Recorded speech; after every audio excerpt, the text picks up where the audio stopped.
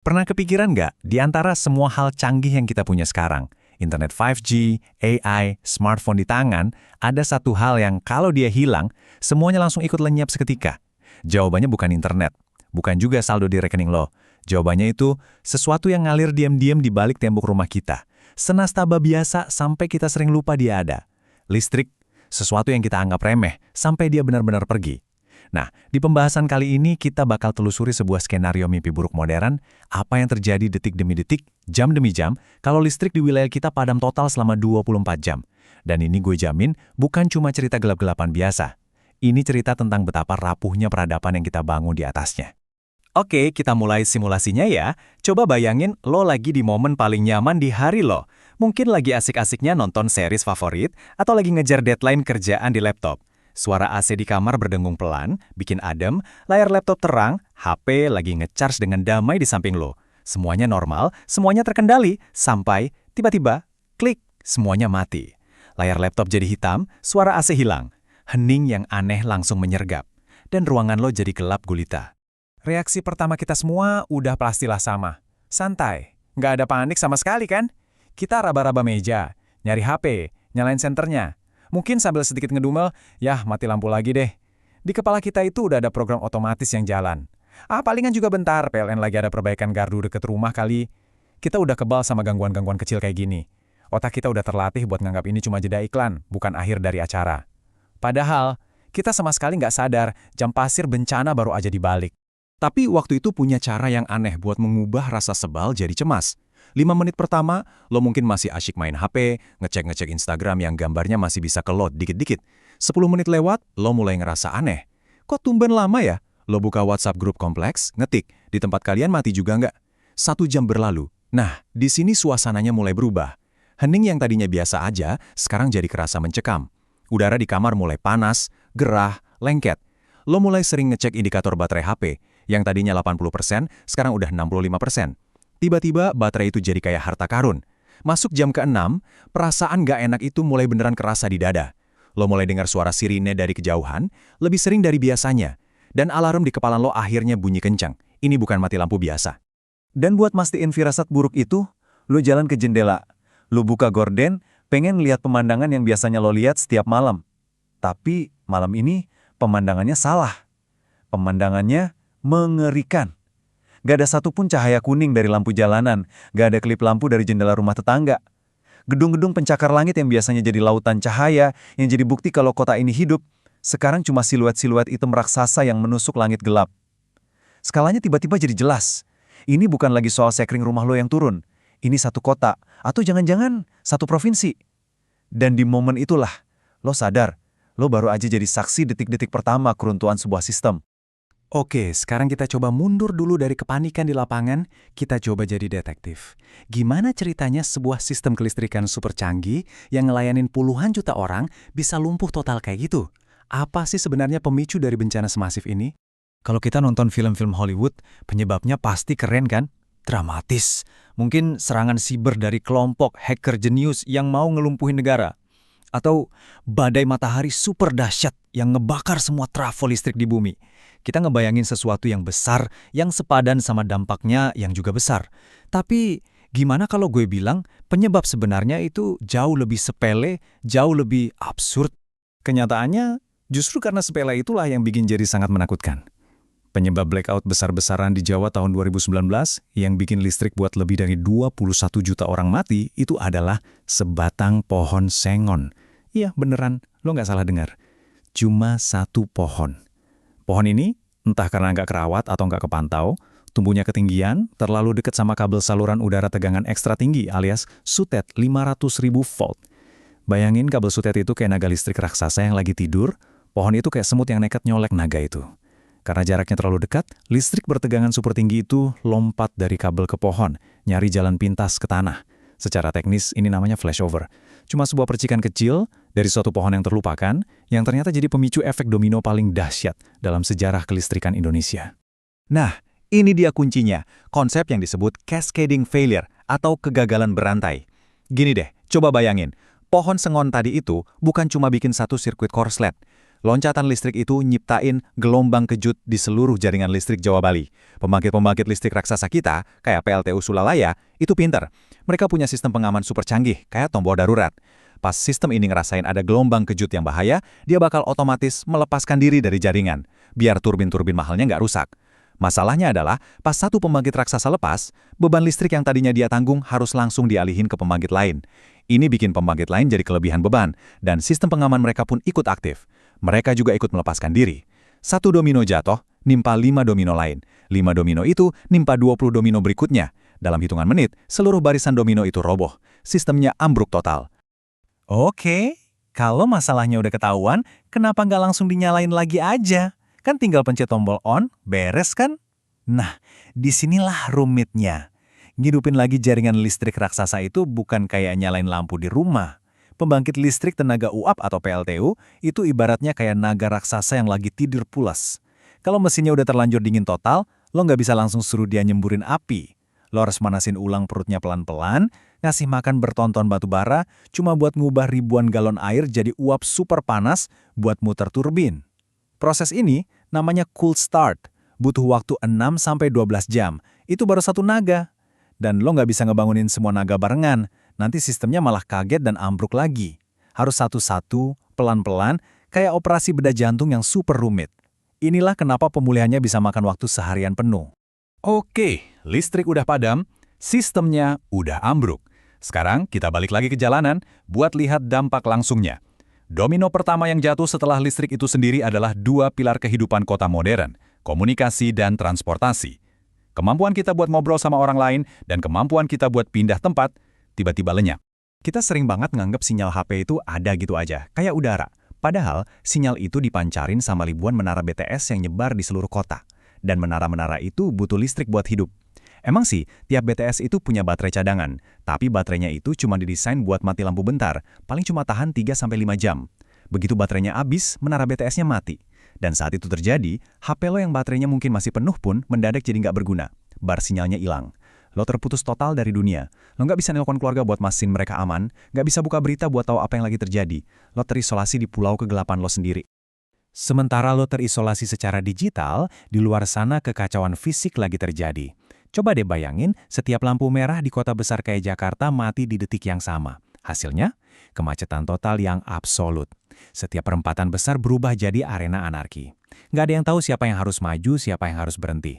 Mobil, motor, bus, semuanya saling kunci, bikin sumbatan beton dan baja yang nggak mungkin bisa diurai.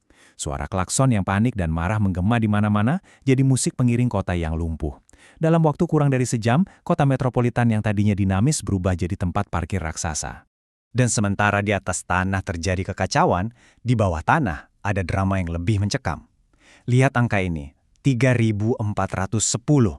Ini bukan statistik, ini jumlah nyawa. Jumlah penumpang MRT Jakarta yang saat itu lagi melaju kencang di dalam terowongan, tiba-tiba keretanya berhenti total. Bukan di stasiun yang terang, tapi di tengah terowongan bawah tanah yang gelap, pengap, dan sunyi senyap.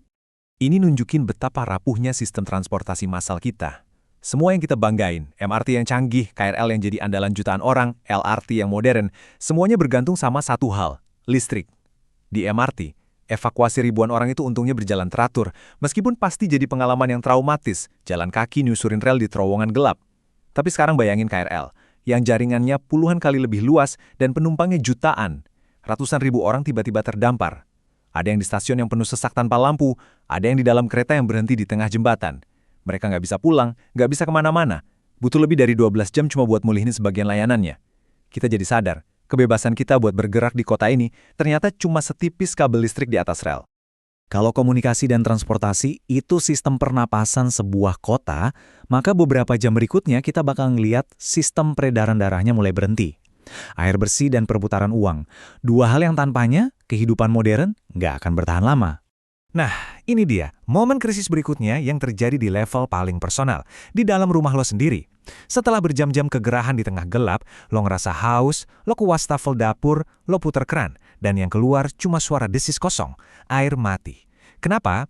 Alasannya brutal dan simpel banget. Nggak ada listrik, berarti nggak ada pompa air yang jalan. Entah itu pompa air kecil di rumah lo, atau pompa raksasa milik PDAM yang nyuplai air ke jutaan rumah. Semua mesin itu sekarang cuma tumpukan besi tua yang nggak berguna. Di titik inilah nasib orang jadi beda-beda. Kalau lo punya toren air di atap rumah yang kebetulan lagi penuh, lo beruntung. Lo punya cadangan buat bertahan mungkin sehari. Tapi kalau toren lo kosong atau cuma setengah, lo dalam masalah besar.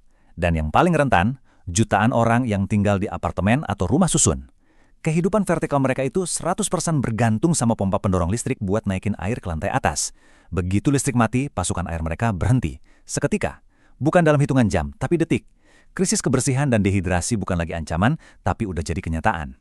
Krisis air udah di depan mata. Sekarang kita bahas krisis berikutnya. Uang. Coba lihat angka ini. 5.300.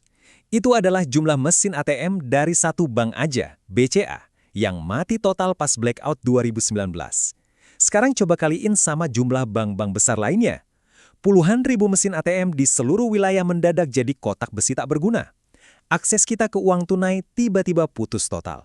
Di momen inilah ilusi cashless society yang kita bangga-banggain hancur berkeping-keping. Semua kemudahan yang kita nikmatin tiap hari, scan QRIS di warung, gesek kartu di supermarket, pesen makanan online, semuanya lenyap dalam sekejap. Servernya mati, internetnya mati, mesin EDC-nya mati. Satu-satunya raja yang berkuasa di dunia tanpa listrik adalah uang tunai. Masalahnya, gimana cara dapat uang tunai kalau semua ATM mati? Tiba-tiba, uang jutaan rupiah di rekening lo nggak ada artinya sama sekali. Lo nggak bisa megang uang itu. Masyarakat supermodern kita dipaksa mundur ke sistem paling dasar, barter. Setelah 12 jam lewat, kita ngelewatin sebuah batas yang nggak kelihatan. Situasinya berubah dari sekedar nggak nyaman massal, jadi bencana kemanusiaan. Karena di titik ini, dampaknya bukan lagi soal gerah atau rugi, tapi udah soal hidup dan mati. Dan arena paling krusial dari pertarungan ini adalah sektor kesehatan. Mungkin kita mikir, rumah sakit pasti aman. Dan benar, rumah sakit besar punya genset raksasa yang otomatis nyala dalam hitungan detik. Pasien di ICU atau ruang operasi, sementara waktu aman. Tapi, bencana sesungguhnya lagi terjadi di tempat yang nggak kita lihat, di dalam rumah-rumah warga. Ada ribuan orang di luar sana yang hidupnya bergantung sama mesin-mesin medis portabel, ventilator buat napas, konsentrator oksigen, alat cuci darah. Alat-alat ini punya baterai, tapi dayanya terbatas banget, cuma buat darurat singkat, sekitar 2-4 jam. Coba bayangin kepanikan sebuah keluarga pas lihat baterai ventilator ayah mereka tinggal 3%.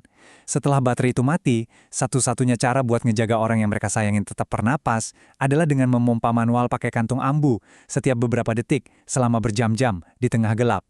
Itulah hitung mundur paling mengerikan. Dan ketika malam datang lagi dalam kegelapan yang pekat itu bawa ancaman baru yang primitif, api. Orang-orang yang kehabisan baterai senter kembali ke teknologi paling kuno, lilin. Kutipan ini bukan dari film horor, ini berita nyata pas blackout 2019. Satu keluarga tewas karena kejebak di ruko mereka yang kebakar, dan apinya diduga kuat dari lilin yang mereka pakai buat penerangan. Di lingkungan padat, satu lilin yang jatuh bukan lagi kecelakaan kecil, tapi bisa jadi pemicu kebakaran besar. Bukti paling tragis kalau mati listrik bukan cuma soal rugi ekonomi, tapi bisa ngambil nyawa. Dan tragedi di penjaringan itu sayangnya bukan satu-satunya. Lihat data dari pemadam kebakaran ini. Di hari normal, Jakarta mungkin rata-rata ngalamin 1 atau 2 kebakaran. Tapi selama periode blackout, angkanya loncat gila-gilaan, sampai 13 kebakaran dalam satu hari. Kegelapan maksa orang pakai api, dan api, seperti yang kita tahu, itu berbahaya. Ironisnya, ketiadaan listrik yang canggih justru memicu bencana dari masa lalu. Ini udah bukan lagi masalah teknis, ini udah jadi krisis keselamatan publik skala besar. Jadi, setelah kita ngelihat semua kepingan puzzle kekacauan ini, apa gambaran besarnya? Pelajaran utamanya adalah tentang sebuah jaring tidak kelihatan yang nopang seluruh hidup kita.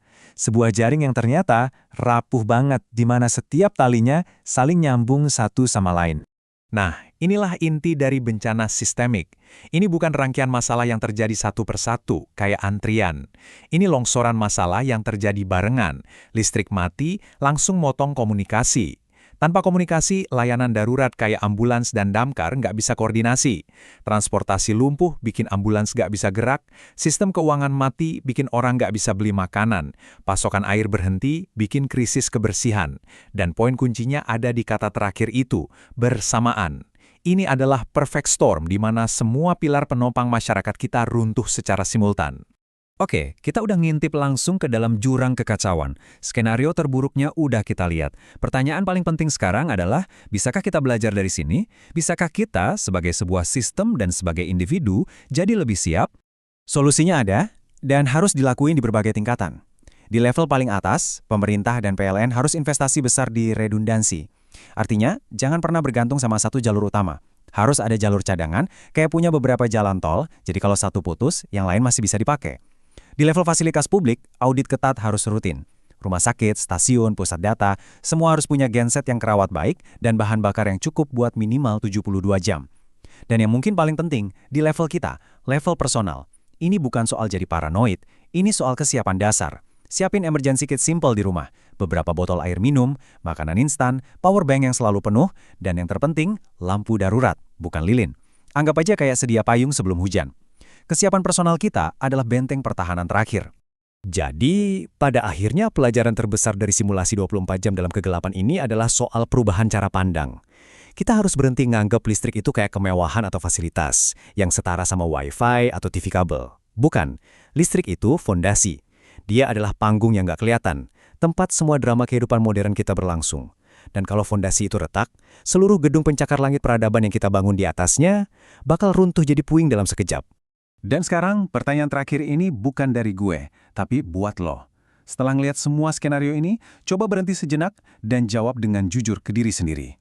Kalau besok pagi lo bangun dan listrik padam total, dan berita di radio bilang butuh waktu setidaknya 24 jam buat pulih, apa lo dan orang-orang yang lo sayang siap? Punya cukup air? Punya cukup makanan? Punya penerangan yang aman? Pikirkan baik-baik.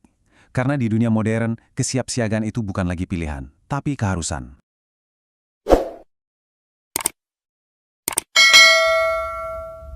أعوذ بالله من الشيطان الرجيم بسم الله الرحمن الرحيم